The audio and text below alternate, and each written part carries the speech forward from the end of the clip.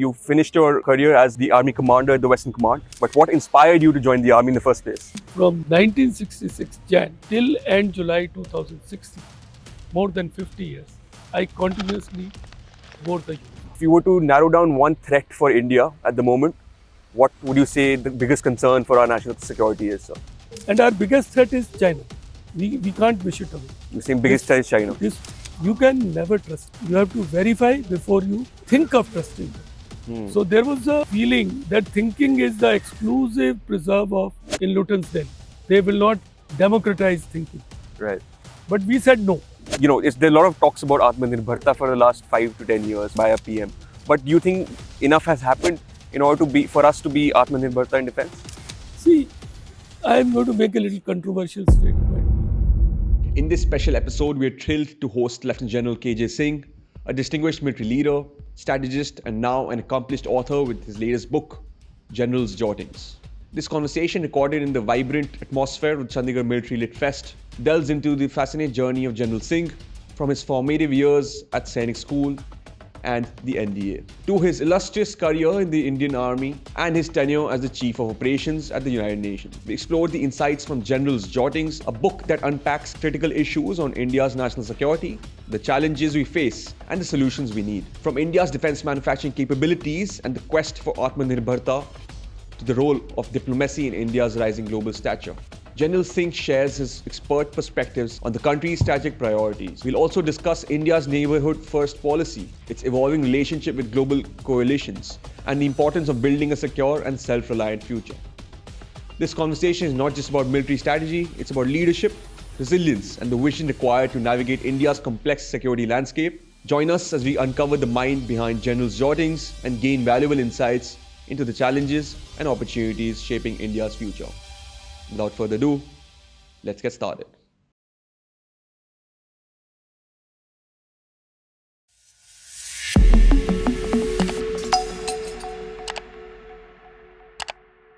Before we dive into today's conversation, I want to take a quick moment and ask for a favor. We noticed that 93% of you who watch our content regularly aren't subscribed yet. My promise to you is simple. If you hit that subscribe button, we'll keep working hard to bring thought-provoking conversations, incredible guests, and the topics you really care about the most. It is practically free for you, but it makes a huge difference for us, helping us grow, reach more people, and bring even better content your way. Thank you for supporting. It means the world to us. Now let's get back to the video. Lieutenant General KJ Singh, welcome to Dive for Publisher. What an honor to have you over, sir, in a beautiful setting of the lake at Chandigarh Military Lit Fest. Shivam, thanks a lot. And you know, the world is so small. As we were talking, I realized my nephew has been part of the same batch in Vellum School. That's correct, And I sir. am wearing a Vellum's tie. Absolutely. So I've been associated with Vellums for last 8 years. I do their military history seminar. I coordinate it at a major level. So great talking to a Vellumite. Likewise. So I've got lots of questions for you, but I would like to start our conversation on your personal question. To understand from you your inspiration to join the armed forces. You finished your career as the Army commander at the Western Command. But what inspired you to join the Army in the first place? See, Shivam, unlike your generation, when we were growing up, the choices were limited. So I was in rural India. My father was in civil services, state civil services. Later he moved on to IAS also. But we used to be posted in small stations, my father. Right. So my father realized that I need a better school, stability in education. So he encouraged me to write the exam for joining Sainik School. Last time Sainik schools had come up, and they were quite hot favorite those days. The first lot had come up. I went to Sainik School Chittor at the age of 9.5 years. It was, my father was posted in one corner of Rajasthan. I moved to another corner. I went from a Hindi medium school. And English was quite a challenge for me till I even got commissioned. Because the school I studied in taught us English, but English which was correct in writing grammatically. Mhm. You know, Ren Martini's grammar was, we knew all of that. But our conversational English was surely limited, you know. So, and see the setting. 62 war had finished, 65 war had just finished when I wrote the exam for Sainik School. Okay. So my mother naturally said that here after every 5-6 years, There's a war. army goes to war. Hmm. So what the hell? Why are you sending your son to military school? But those days you never asked your parents, never questioned them. So 9.5 years I moved on to more than 1,000 kilometers away from my home, went to a Sainik school, and I started wearing a uniform. A turban, Hmm. a khaki shirt, a khaki shorts, stockings, and all Right. that, you know, trappings. And Shivam, from 1966 Jan till end July 2016, more than 50 years, I continuously wore the uniform Wow. of different kinds. So, you know, one is when you study in a school like Sainik School or even Bellams for that matter, a tribal mindset sets in Right. that you want to be part of a group, and whatever group is doing also becomes your identity. True. True. That's the basic concept of armed forces also. You train people to be acceptable in a group For a collective purpose. for and to be acceptable in a group. Right. So our group, when we wrote, we had class 11. So when we wrote our exam, now I had qualified for three things: BITS Pilani, Dufferin, which was Merchant Navy, TS Rajendra, it became later, and I had also qualified for Catering Institute in Pusa and NDA, four rather. So my father very sternly told me that I can do anything, but I'll not become a cook. But going along with the group dynamics, I joined NDA. So I'll be fooling your viewers to say as if I was inspired by, you know, it's, I want to tell our viewers that, my dear friends, often we have our group identities, which are stronger than, you know, Individual. thinking that we stand for nation or something like this. Similarly, in army, we are first and foremost loyal to our regiment, Right. and then it is Mother India and Bharat Mata and all that. So I went to NDA, I went to IMA, one thing led to another, and then I joined army. Wow. Okay. When I joined What army, age? Sorry to interrupt you. So, what age did you get commissioned at, sir? less than 21. Wow. Okay. And Shivam, when I got commissioned, uh, I was very apprehensive. You know why? Because I was a zero generation Fauji. Nobody from my family had ever been in army. Nobody. And here I got to a regiment where everybody told me he's third generation, he's fourth generation, he's second generation. But I'll tell you, objectivity of our system, that they allowed me to grow. They accepted me, they allowed me to grow. They may have initially ragged me more Is that the case? to polish me up. Right. But once again, I want to tell your viewers, the best finishing school in the world, if ever there is, that's Indian Army. Correct. Because that school trains you to become an all-rounder. You know, so later I served in all conflict-prone areas: Nagaland, Manipur, Arunachal, and all, J&K, Punjab, dealing with insurgencies. I was lucky to go to United Nations, peacekeeping. Wow. I went to Angola and could match myself against internationalists, and came out with the feeling, oh, we are certainly better than most of them because we are trained in such. Train in a different We have manner. that ethos Yeah. because we know how to work with minimum resources, and we are We have procedures, systems, and compared to so many armies, we had 50 of them. And I was in very key assignment, picked Right. up. So I realized that Indian Army is decidedly amongst the better armies of the Right. world. So if you spoke about your different tenure at different regions and your time in the NDIMA as well. If you were to get a chance to go back to one particular part of your life, chapter of your life, which part would you like to go back to? I would like to go back to my UN tenure only. The UN tenure. I'll tell you why. Because in that UN tenure, it allows you a lot of autonomy, freedom.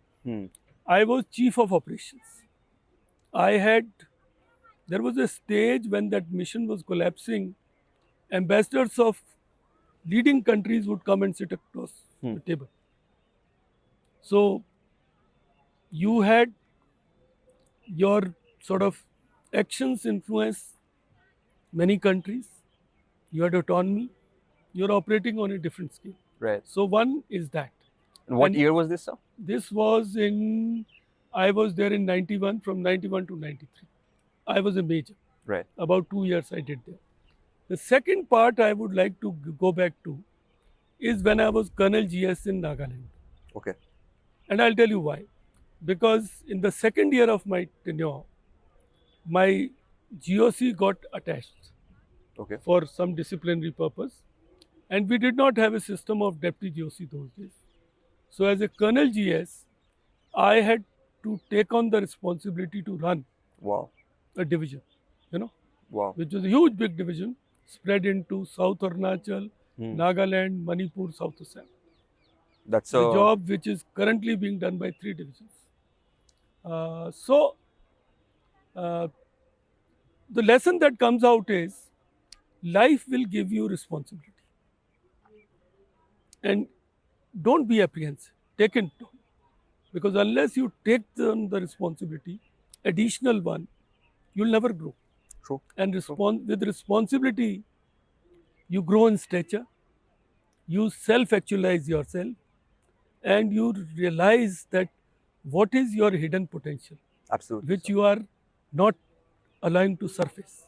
Absolutely. So Well that said. is this. Well said, sir. So I would like to shift our focus from your personal life to your recent book that you jotted Yeah. down as well. It's called General's Jotting, and it speaks about national security, different conflicts, and strategies. Do you want to share a little about the book, sir? See, Shivam, when I was in 2016 about to what people say retire, I thought I should not retire. I said I'll re-attire. So re-attire to what? Question was that. This Chandigarh, where we are sitting, Right. is a place which is famous for its golf courses. There are 3 of them, or rather now about 5 of them. Okay. Clubs. And here the general culture is what Khushwant Singh said once. Hari hari jhadiyan, chitti chitti dadiyan. The greenery and graying population. Yeah. Yeah. So a lot of people here are into partying, golf, cards. There are no think tanks. There are no activities like this Lit Fest. None. So and I was lucky to be Army Commander. So Army Commander has a right to what we call in Hindi, chamde ke sikke chalana. Some pushing the envelope, trying some uncharted, territory. Right. So I decided to look at creating these options. So one option we did is this. Military Lit Fest. We did the first one in Chandi Mandir. It was a 2-day event in June 2016. But the clock of this Lit Fest started in 2017. Okay. But we were lucky. Our idea, which could not be, because military station is limited, it's restricted. Right.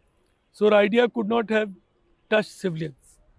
So this concept got adopted by Punjab government. Wow. And they took it on. And thank God for that. Because today it has become a global brand. It is. It is a global brand. But I do feel sad that such a wonderful, they're youth. I see a lot of youth and all, damn good. Hmm. But I don't see veterans. I don't see serving officers. They are missing an opportunity. This should be exploited. This should be used. And I must tell you, when we started the first military literary festival, Hmm. people laughed at us. They said, military and literature? This is like an oxymoron kind of a combination. But we told them, yeah, people have written books, like I have written this one. People write poetry, do a lot of journals of writing, Absolutely. army officers and their wives. But then the thing has gone viral.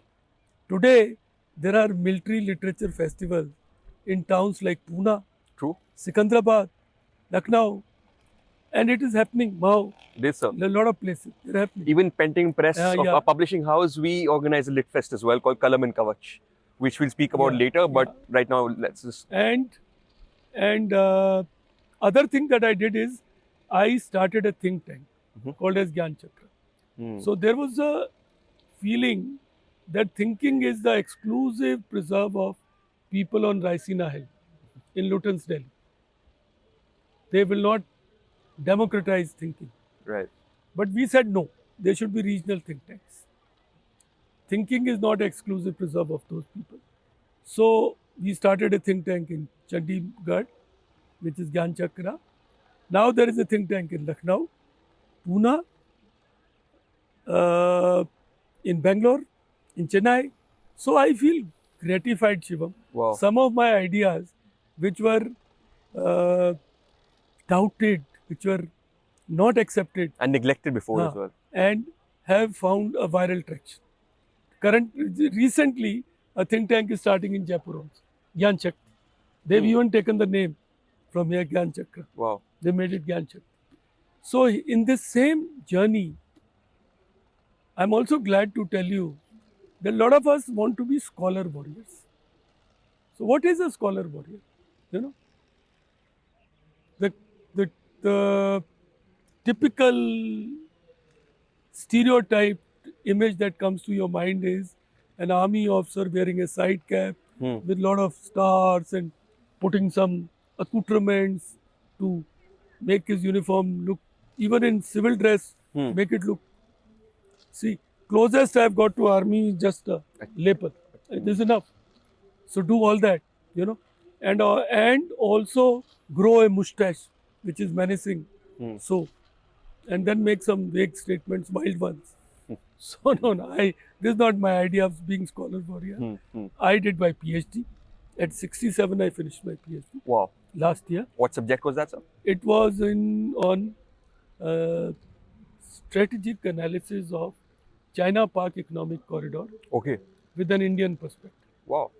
So I looked at that, and I'm going to write a book on that also. I'm working on that. So currently, there are 4 books that I have in my, CPU, whatever you can call.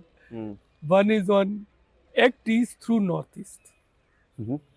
One is on China-Pak economic corridor, and the next book which I'm going to do is beyond General Jottings, because columns I'm still writing. Right. So as I was retiring, I approached papers. I said, let us start a column on military affairs, because in Chandigarh, Tribune does give exposure to a lot of Faujis. In a week you will see 2-3 Faujis appearing in Tribune Right. on editorial or in the middle section. True. Okay. But then I managed to convince Times of India regional edition. They started a column known as General's Jottings. So I have written about 200 columns Wow. over 7 years. Wow. I write a fortnightly column. I have also written longer format articles for think tanks and all.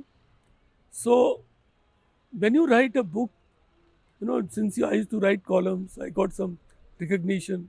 So people used to tell me, "Sir, ek kitab likho." Now writing a book is a different kettle. It is. It is. You know, There are few steps to it. Firstly, the content. Second is finding a publisher. Third is finding how to sell it, The audience. audience, and readers. True. People may buy but may not read. That's where people like you help, because this podcast. you know. Absolutely. So I took my longer format articles, because column is 900 words. Now 900 words, you can't mature an idea. So I had written for think tanks and all, which are longer format, Right. 2000 words and all. So I have taken those as theme setting. This book is divided into 18 chapters. All contemporary issues of national security are covered in this. The first chapter gives you a primer on how to analyze any geopolitical problem Got it. with an acronym that you can't forget. Like, since you bought this book, before you start reading, you must go to page 13 of introduction, 12 and 13, which gives an acronym. We can't disclose it. People may not buy the book, but there is an acronym which is so simple.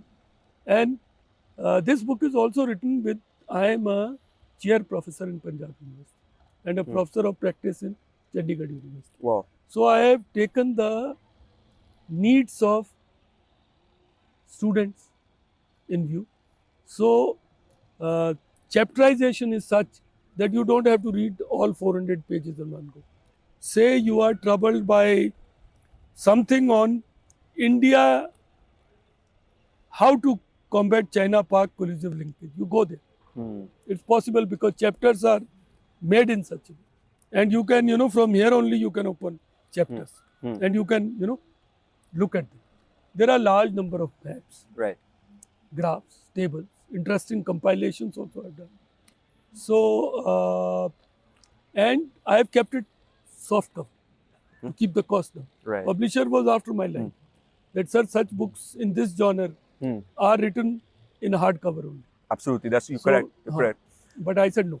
Let's keep it reachable to So it is more accessible and it has so much content for you to understand geopolitics in a deeper manner because it and comes for from, reference. and for reference as well. And if you are an aspirant for civil services Right. and CDS and such like exams, interesting book. Right. This book covers a lot of national security.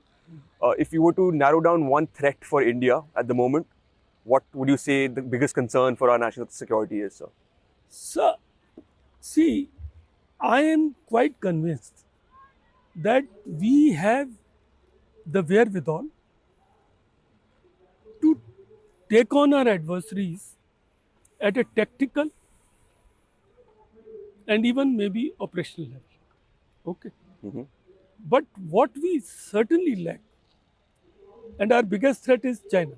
We can't wish it away. You're saying biggest threat is China. Despite rapprochement which is taking place, you can never trust China. True. You have to verify before you think of trusting them. But trust you must not, because you should not let down your guard. You should not lose focus on your infrastructure building and modernization. So the biggest threat today that I see is a tendency to get back to chalta hai. So today, That's the mindset we have. Yeah. Today we spend about less than 2%, about 1.75 of GDP. On defense manufacturing This and is procurement. not enough, because today, with the kind of deployment we have on Chinese border, LAC, our revenue expenditure has shot up. Our equipment is getting, used in such a way. True. It's running out of life. So, my sincere appeal, and in this book I have said this, national security is concern of all of us. It's a whole of nation approach. When I go to his school, Vellams, somebody asked me, nobody from Vellams will join armed forces. So why are you going there? I said, but all will pay taxes. All of them will be opinion makers. True. They are all big people. Unlike my school, this is a school which makes opinion makers. So So you viewers, you are opinion makers. It's a whole of nation problem, and I have implored on all of you to become citizen warriors. You should be conscious. I call it Jagruk Hindustan. Be cognizant of our challenges, the way we can match up to them, and contribute in that process. And contribution is not by physically marching or going on Twitter, no, on questioning your leaders that why aren't you doing this? Why aren't you funding your armed forces? Right. Why is it that we are not building capabilities? So, Shivam, to sum up, our primary threat, China, Pakistan will remain relevant, need to be ahead of technology, Absolutely. be conscious of emerging domains, information, cyber, space, cognitive, AI as well. AI, disruptive technologies, Hmm. all this. And our desire to become Atmanirbhar is good desire, but that cannot happen by just having a desire. It requires A lot of a lot of effort. true. And my prescription is, and on prescription I am reminded, my book is prescriptive in nature. It is not only descriptive or theoretical. Every issue has uh, some kind of solutions or way forward, and they are bulleted and highlighted so that you can remember them easily. Right. So my prescription on Atmanirbharta is we need to be smart Atmanirbhar. We can't do it alone. We have to ride the shoulders of technology giants. Somehow ride either the Chinese or America. They are the two technology superpowers. Continue to trade with China, get the primary machinery and all which we require for our secondary manufacture. Have strategic ties with America, get technology from them, and break this asymmetry which is currently there. Catch up with China. That's important for us. So there's a long way to be, self-reliance in defense manufacturing. What kind of suggestion would you give to the policy makers in order to, there are a lot of talks about Atmanirbharta for the last 5 to 10 years from by a PM. But do you think enough has happened in order for us to be Atmanirbharta in defense? See, one is I can see it from two perspectives. Since I was ADG PP, perspective planning, Okay. and man in charge of capability building Okay. for Indian Army. Wow. So, from what we saw that time, we have moved miles and miles. Okay. The way our border infrastructure has come up, it is put China on stand to. China is alarmed Yeah. because the way we are creeping to our borders and Absolutely. creating infrastructure. So that is well done. Okay. Also, there is a visible movement, traction, synergy which is developing. Between the private and the public? Private and public. Earlier, you could not make ammunition and arms in private sector. So private industry has come forward. But is that enough? No. No. We have moved miles and miles, but we need to now get onto running mode. We have to catch the speed of Duranto. What are the challenges according to you? What are the roadblocks? Challenges are bureaucratic procedures, lack of accountability, desire to play safe. No bureaucrat wants to sign a file True. because he can be caught. The fear of CAG and CBI. So we need to liberate decision makers from those. So currently, see, Shivam, what we are doing is we are doing emergency procurements. Absolutely. So emergency procurements are little more flexible. So the way India is currently modernizing is either through emergency procurements or through government to government sales, what is called foreign military sales in America. So you got Rafale directly from French government. You are getting ULH from America. You have got these drone Sea Guardians from Apaches.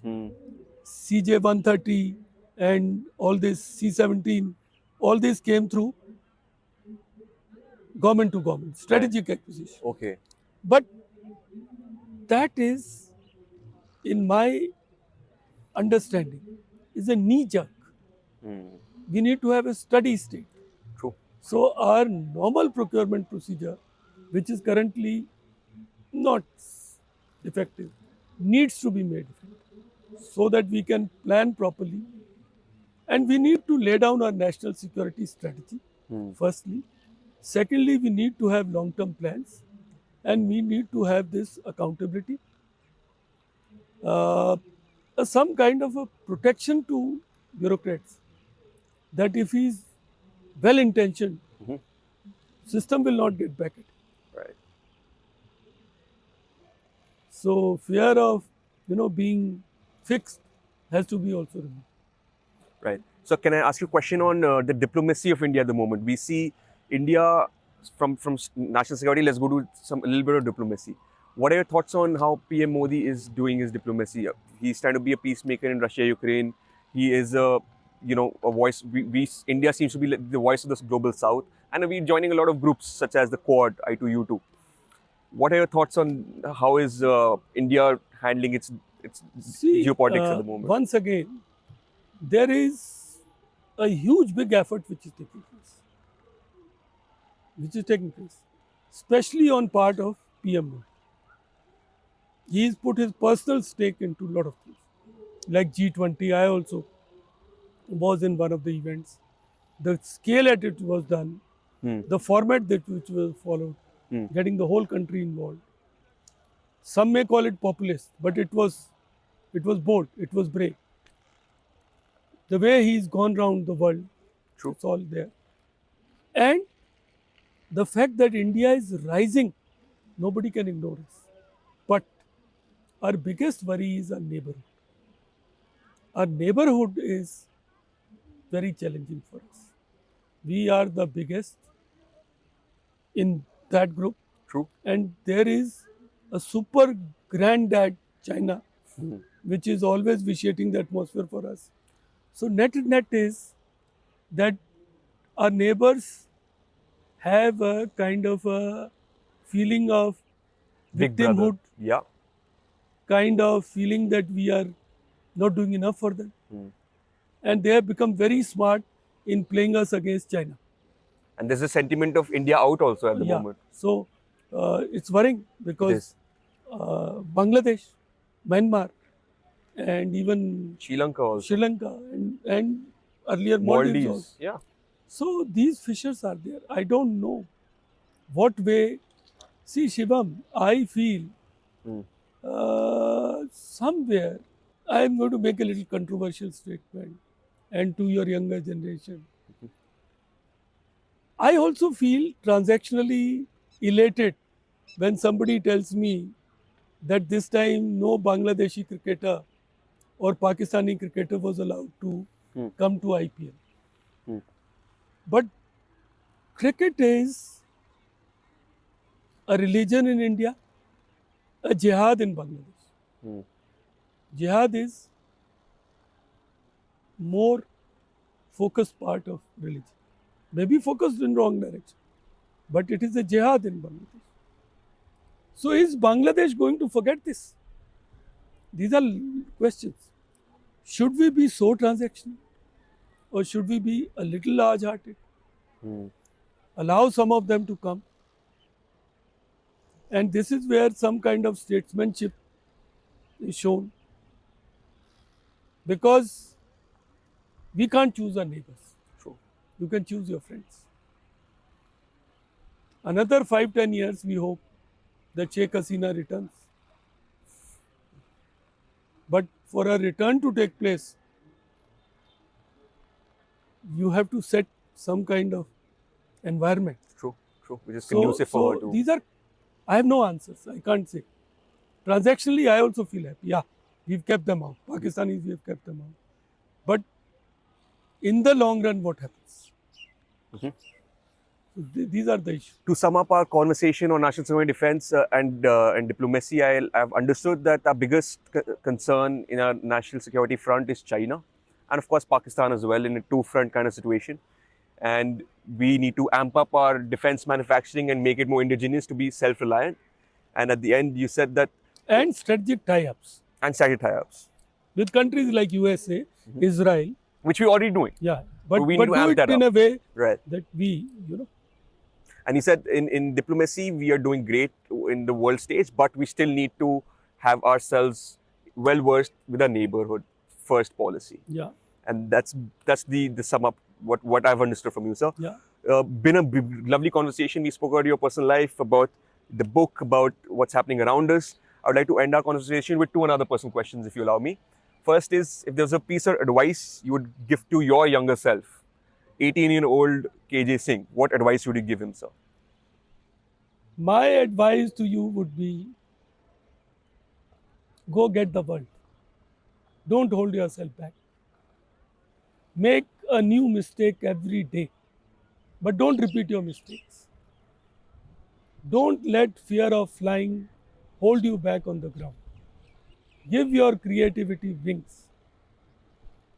I am speaking out of experience because I came from a Mofsil town, Hindi medium, and the fact that I can write a book, I can write columns, I can appear in podcasts, only proves the point that you have to just work a little harder. As you work harder, you get lucky. And have faith in God. Don't lose humor. Nothing in life should make you so serious that you lose humor. And listen to your elders, get a mentor. I think I've given you a bag full of advice. Too much, sir. Thank you so much. This was a great advice for your younger self, and I'm sure a lot of people took that well in. Last question, since this podcast is called Diary of a Publisher, I make sure to ask people about a book. Other than this book, if there was any other book that you wish you would have read earlier in life that gave you the perspective on life better, what book would that be, sir? There are many, in the sense I would not be so easily be able to tell you about one book, because there are so many books which have defined my journey. But let me now limit it to few of the recent books that I read, because it's always good to, because if I tell you Arthashastra, Kautilya, I can get away. It's easiest for me. I'm trained to do that. But I will not be honest with you. And one part of my growing up is I have realized that let's not be telling, only polite things. Let's be honest with each other. So honestly, I would look at The Golden Roads, which has been recently written by William Dalrymple. He talks about the fact that India was such a preeminent power at that time. And this narrative of Silk Roads is just a hype. The Golden Roads were much more vibrant, were more effective. So, friends, if you get a chance, do read that. Beautiful, sir. Also, sir's book would be under the description. Do make sure to get your hands on it. Sir, this has been a lovely conversation for me. I learned so much. I'm sure the audience had a lot of takeaways as well. And thank you so much for being a part of this, sir. Thank you, Shiva. Thank you, sir. And I was lucky to catch you. Likewise, Thank sir. you. Likewise. We at DOAP are working really hard to take this podcast to the next level. Our guests are going to get even better. Our production quality is going to get even better. And hopefully, I'm going to get even better too. Most importantly, we are committed to being consistent and continue to do what we love the most. Until then, keep reimagining yourself and know that the power of change lies within you. Jai Hind.